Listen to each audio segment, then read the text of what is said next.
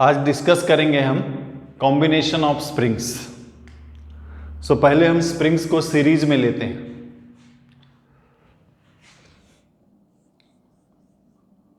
दो स्प्रिंग है, ये पहला स्प्रिंग और ये दूसरा स्प्रिंग। हमने फोर्स F अप्लाई किया। इसका स्प्रिंग कांस्टेंट K1 है, इसका स्प्रिंग कांस्टेंट K2। तो हमने फोर्स F अप्लाई किया। हम जानना चाहते हैं इधर कितना फोर्स है, इधर कितना फोर्स है और एक्सटेंशन क्या क्या है। तो यहाँ का जो फोर्सेस है वो इंटरनल फोर्सेस है। एज ए होल अगर हम लेते हैं इंटरनल फोर्सेस, तो इंटरनल फोर्सेस को हम स्ट्रेट अवे नहीं निकाल सकते हैं, लेकिन अगर हम यहाँ तक को एक सिस्टम ले लें, उसके बाद इसको और इसको एक सिस्टम ले लें और ये इसको एक सिस्टम ले लें, तो हमने इसको पुल किया, ये आगे बढ़ेगा, इसको पुल करेगा। स्प्रिंग के अंदर का फोर्स को आप टेंशन लिख सकते हैं या F2 लिख सकते हैं, जो आपको कन्वीनियंट है। सो ये पार्ट जो है इसको पुल करेगा, ये पार्ट अगर इसको पुल करेगा, ये भी इसको पुल करेगा। Equal in magnitude, opposite in side. अब ये आगे बढ़ेगा, इसको पुल करेगा, इन टर्न ये भी इसको पुल करेगा। सो ये जो स्प्रिंग है मासलेस है, मासलेस मतलब नेट फोर्स 0 होना चाहिए। So this F equal to F2। Again ये पार्ट भी मासलेस है, right side force F2 equal to left side force F1। So F2 equal to F1। हमें तो मालूम है स्प्रिंग में जो फोर्स होता है वो Kx होता है। सो F जो है आपका K2x और इसमें फोर्स हो जाएगा K1x1। ये पूरा को अगर हम एक स्प्रिंग माने जिसका इक्विवेलेंट स्प्रिंग कांस्टेंट K है और टोटल एक्सटेंशन ने मान लेते हैं x, तो हम लिख सकते हैं F इक्वल टू Kx।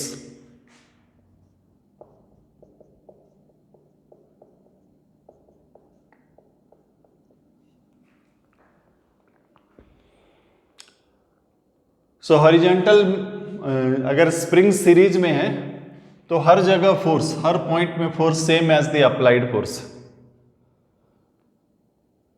और टोटल एक्सटेंशन जो है, total extension is equal to extension of first spring plus extension of second spring.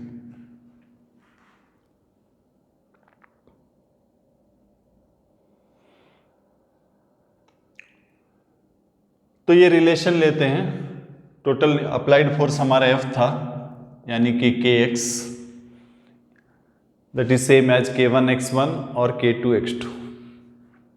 So x के जगह में हम लिख देते हैं F बाई K, x1 की जगह पर F बाई K1 और x2 की जगह पर F by K2।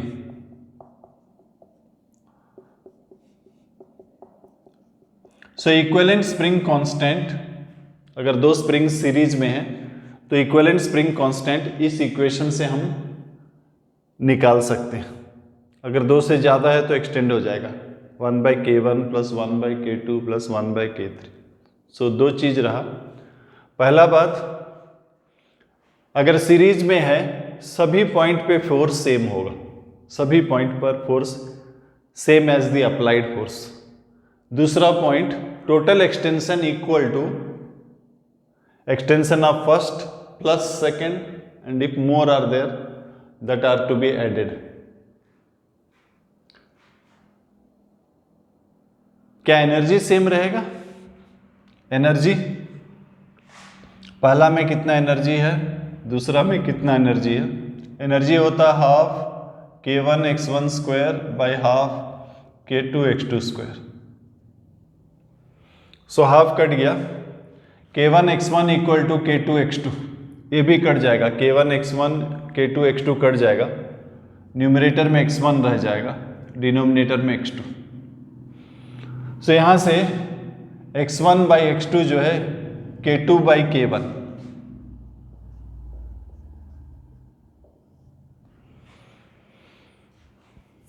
So energy same नहीं है, इन्वर्सली प्रोपोर्शनल है, मतलब जिसका स्टिफनेस कम है उसका इलांगेशन ज्यादा होगा, और इलांगेशन अगर ज्यादा, बिकॉज फोर्स सेम है, और जिसका इलांगेशन ज्यादा होगा उसके ऊपर ज्यादा वर्क हुआ, यानी कि उसमें ज्यादा एनर्जी आएगा। सो जिसका फोर्स कांस्टेंट कम है उसमें ज्यादा एनर्जी आएगा। नेक्स्ट हम देखते हैं स्प्रिंग्स इन पैरेलल।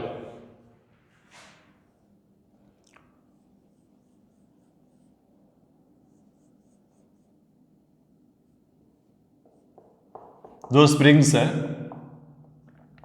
पैरेलल, आपने इसको पुल किया bye amount x, in that case ये भी स्ट्रेच हो जाएगा बाय अमाउंट x, ये भी स्ट्रेच हो जाएगा बाय अमाउंट x, और ये भी स्ट्रेच हो जाएगा बाय अमाउंट x।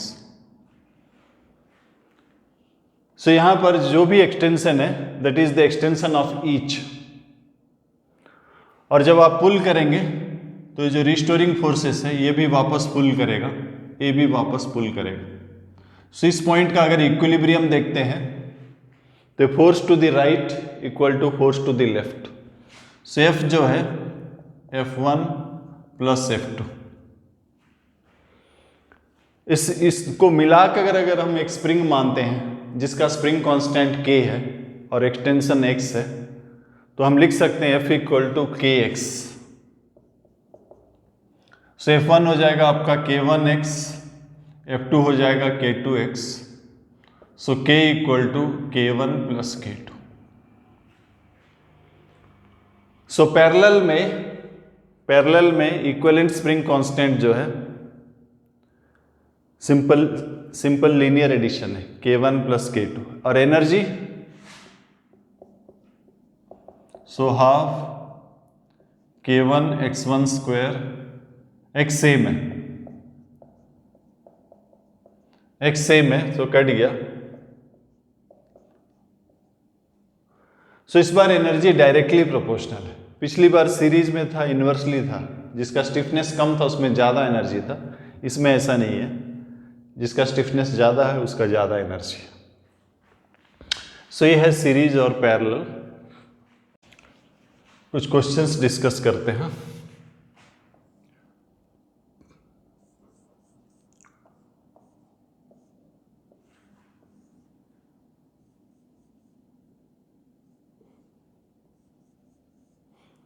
इस तरह का एक कॉम्बिनेशन है,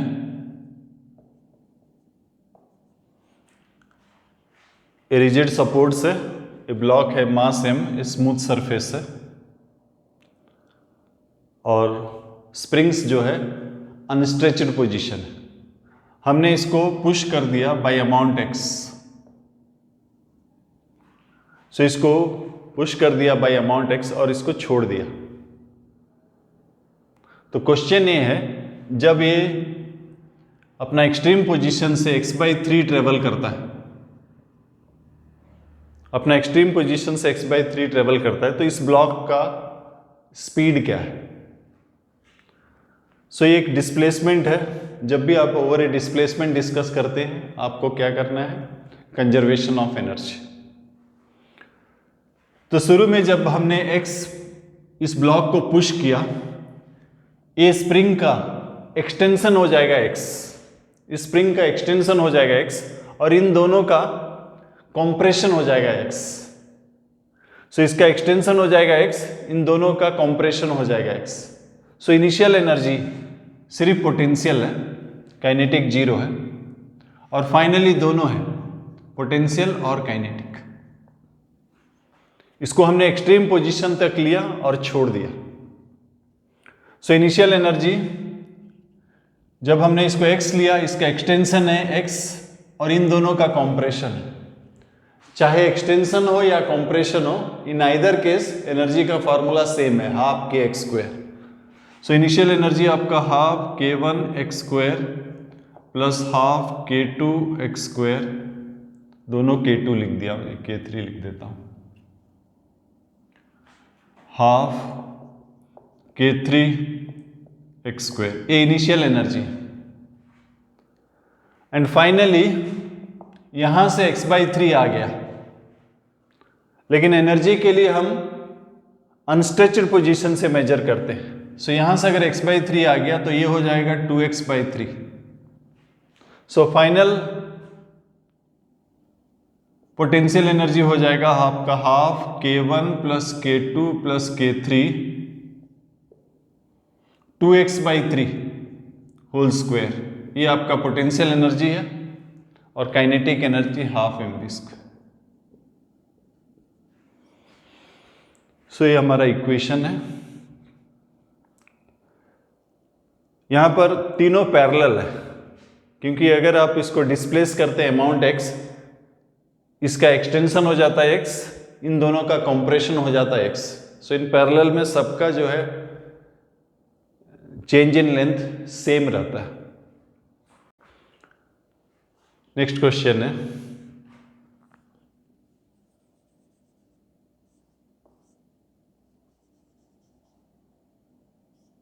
दो स्प्रिंग है, स्प्रिंग कांस्टेंट k1 k2 और ये मास, ये वर्टिकल पोजीशन में और ये इक्विलिब्रियम पोजीशन में। इक्विलिब्रियम पोजीशन मतलब सपोज ये नेचुरल लेंथ था, ये नेचुरल लेंथ नो एक्सटेंशन, और ये नीचे की ओर x0 आ गया, तो इक्विलिब्रियम मतलब नेट फोर्स 0 है, mg नीचे की ओर होगा। ये स्प्रिंग का जो है एक्सटेंशन हुआ है, इसका मतलब ये स्प्रिंग जो है ऊपर की ओर पुल करेगा, और ये स्प्रिंग का कंप्रेशन हुआ है, ये पुश करेगा। सो इक्विलिब्रियम में आपका नेट फोर्स 0 है, upward force equal to downward force. So k1 x0 plus k2 x0 equal to mg। So यहां से आपको x0 निकल जाएगा। सो क्वेश्चन ये है कि यहां पर हमने एक इंपल्स दिया, यहां पर एक इंपल्स दिए, इंपल्स अप्लाई किया, जिसके चलते इसका स्पीड आ गया v, ब्लॉक का स्पीड आ गया v। क्वेश्चन ये है कि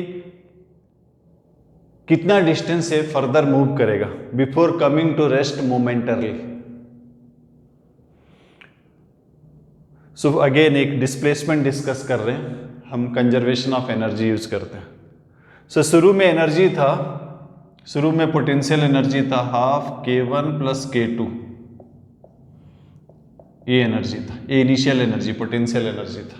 और जब आपने इंपल्स दिया तो काइनेटिक एनर्जी भी आ गया, हाफ mv² काइनेटिक एनर्जी। और ये नीचे की ओर आएगा, नीचे की ओर आएगा तो ग्रेविटेशनल पोटेंशियल एनर्जी कमेगा, और स्प्रिंग का चेंज इन लेंथ बढ़ रहा है तो स्प्रिंग का एनर्जी बढ़ेगा। तो शुरू में हमारे पास इतना एनर्जी था, ग्रेविटेशनल कम रहा, सो ग्रेविटेशनल mg। स्प्रिंग का एनर्जी के लिए हमेशा हम नेचुरल लेंथ से मेजर करते हैं। सो ये नेचुरल लेंथ से फाइनल जो है सपोज x प्राइम है, नेचुरल लेंथ। सो इक्विलिब्रियम पोजीशन से कितना हाइट डिसेंड किया, x प्राइम माइनस x0। सो x प्राइम माइनस x0। सो इनिशियल एनर्जी था पोटेंशियल, इलास्टिक पोटेंशियल एनर्जी, ये काइनेटिक एनर्जी, और नीचे आ रहा है, डिक्रीज हो रहा है। सो इनिशियली इतना पोटेंशियल था, इलास्टिक पोटेंशियल, काइनेटिक था, और ये डिक्रीज हो रहा है, मतलब इतना ऐड हो रहा होगा, that is equal to final energy, final half k1 plus k2 x prime square. ये हमारा इक्वेशन है conservation of energy. Initial elastic potential energy plus kinetic energy plus decrease in potential energy, ये तीनों जो है फाइनल इलास्टिक पोटेंशियल एनर्जी हो जाता है।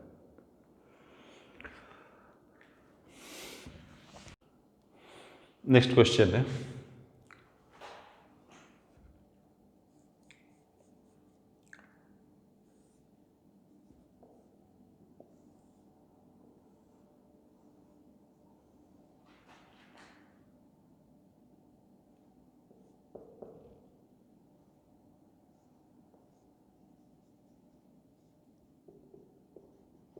क्वेश्चन कुछ इस तरह से है। इनिशियली स्प्रिंग्स आर अनस्ट्रेच्ड, यहां हम होल्ड करके रखे हैं और जैसे ही छोड़ देंगे ग्रेविटी के चलते नीचे जाएगा। और क्वेश्चन ये है कि सपोज ए एक्स नीचे जाता है तो उसका स्पीड क्या है। सो एक डिस्प्लेसमेंट में हम डिस्कस कर रहे हैं, हमें कंजर्वेशन ऑफ एनर्जी यूज करना चाहिए। सो अगर x नीचे जाता है, loss in gravitational potential energy जो है mgx,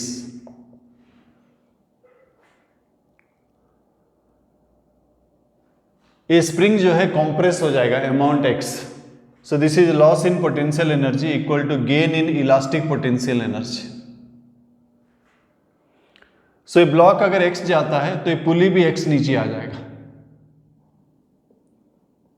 और जब पुली x नीचे आ जाएगा, लेंथ जो है x इस साइड और x इस साइड, टोटल 2x बढ़ गया। यहां तो ये फिक्स्ड, सो जो लेंथ यहां पर आया वो इधर का मूवमेंट की वजह से ही आया होगा।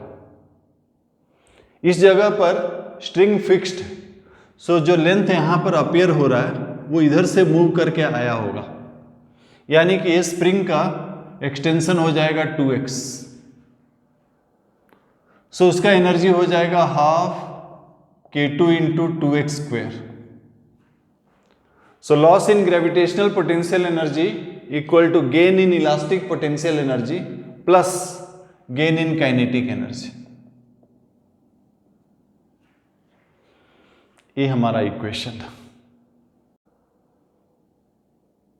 सपोज यहां पर एक ब्लॉक होता और एक ब्लॉक होता, m है, यहां एक और ब्लॉक होता m प्राइम, यहां एक और ब्लॉक होता। अब हमें पूछा गया इनिशियली अनस्ट्रेच्ड है और ये अनस्ट्रेच्ड पोजीशन से छोड़ दिया गया, ये जब नीचे x उतरता है तो इसका स्पीड क्या है। अब इसका भी काइनेटिक आ जाएगा। तो जो पिछला इक्वेशन लिखे थे, loss in gravitational potential energy, loss in gravitational potential energy equal to gain in elastic potential energy. अगर ये पुली x उतरता है तो चेंज इन लेंथ 2x होता है, इधर फिक्स्ड है मतलब इसका एक्सटेंशन 2x हुआ होगा।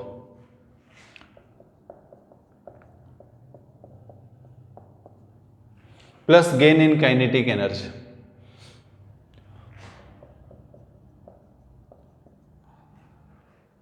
सो ये अगर x नीचे जाता है, ये 2x आगे की ओर जाएगा, यानी कि इसका स्पीड डबल होगा।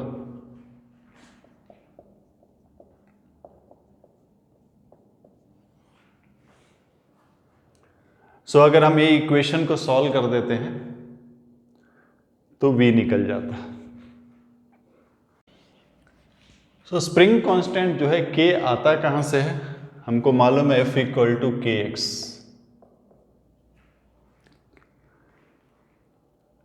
ये जो फॉर्मूला है with in elastic limit valid है। इलास्टिसिटी में हम एक डिस्कस करेंगे यंग्स मॉडुलस, जो कि स्ट्रेस बाय स्ट्रेन होता है, longitudinal stress by longitudinal strain, stress by strain. Stress यानी कि normal force per unit area, strain यानी कि change in length by original length. So Young's modulus, elasticity में ये एक टॉपिक है जहां पर हम डिस्कस करते हैं यंग्स मॉडुलस, जो कि longitudinal stress by longitudinal strain होता है। स्ट्रेस होता है फोर्स बाय एरिया, स्ट्रेन होता है change in length by original length. So F जो है आपका YA/L × x, वाई जो है यंग्स मॉडुलस, जो है मटेरियल के ऊपर डिपेंड करता है।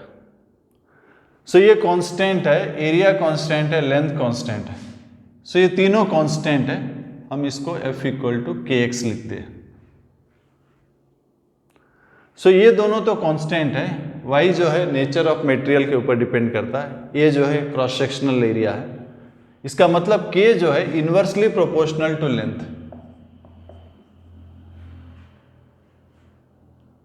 सो कोई भी स्प्रिंग का स्प्रिंग कांस्टेंट जो है लेंथ के ऊपर डिपेंड करता है। नेचर ऑफ मटेरियल के ऊपर तो डिपेंड करता ही है y, area of cross section और लेंथ के ऊपर डिपेंड करता है। तो अगर हम एक ही मटेरियल लेते हैं तो y कांस्टेंट रहता है, और उसी मटेरियल उसी स्प्रिंग को अगर हम काट देते हैं तो क्रॉस सेक्शन भी कांस्टेंट रहता है। तो क्या चीज चेंज हो रहा है? सिर्फ लेंथ चेंज हो रहा है, यानी कि K इंटू L कांस्टेंट हो जाएगा। सपोज एक स्प्रिंग है, उसको हमने दो पार्ट में काट दिया। एक पार्ट का लेंथ 3 है और एक पार्ट का लेंथ 7 है। So total 3:7। दैट मीन्स अब अगर हम इसको यूज करेंगे, सो ये जो KL जो 3 पार्ट में काट दिया, उसका सपोज स्प्रिंग कांस्टेंट K1 है। सो उसका लेंथ हो जाएगा 3L/10, और एक को हमने डिवाइड कर दिया 7।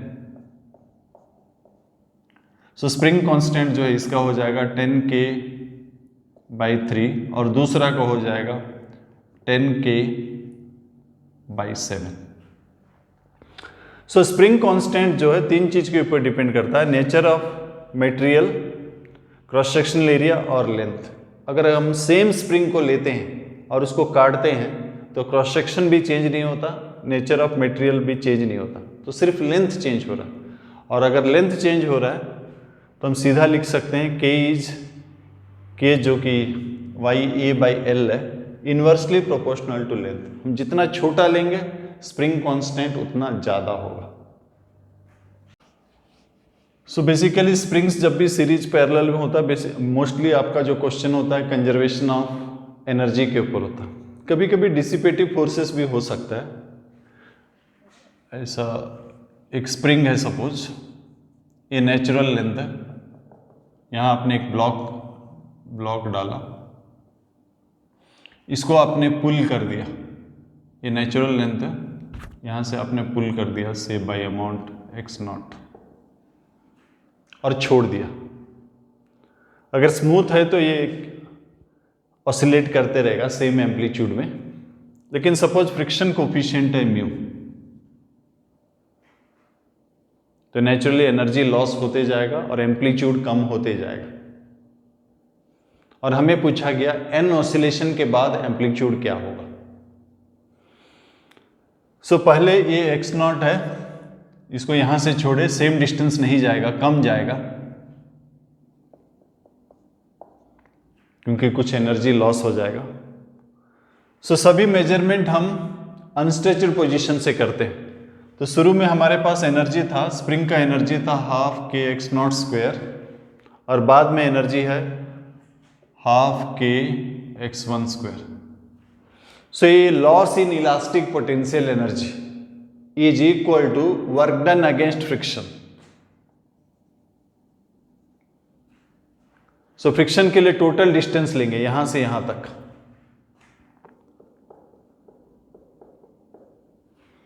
सो यहां अगर 12k कॉमन लेते हैं, a² माइनस b² है, जो कि a minus b into a plus b।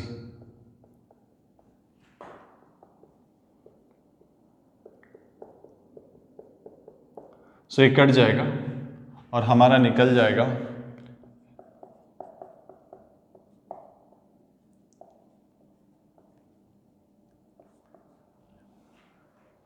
एक प्लस वाला पार्ट कैंसिल हो जाएगा। नेक्स्ट जब हमने यहां से छोड़ दिया, सपोज ये यहां तक जाता है,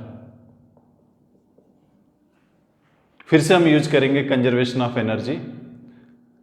loss in elastic potential energy 12kx1² minus 12kx2² equal to work done mu mg into x1 plus x2। So x1 plus x2 cut जाएगा, इस बार आ जाएगा, हमने इस बार x1 से शुरू किया x2 तक गया, राइट साइड जो है इंडिपेंडेंट ऑफ एक्स है, इसीलिए सेम आंसर आएगा। राइट साइड में जो एक्स था वो कट गया, इसलिए सेम आंसर आएगा। सो इसको अगर ऐड करते हैं,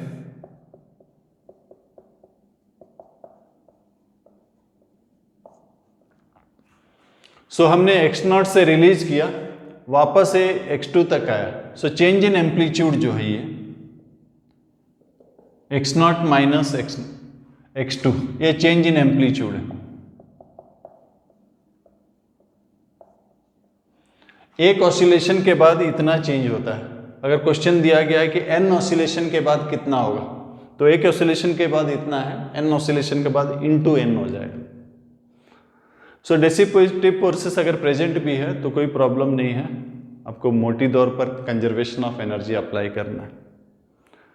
सो ये आज का क्लास था ब्रीफ में, combination of springs in series, springs in parallel. Okay, thank you.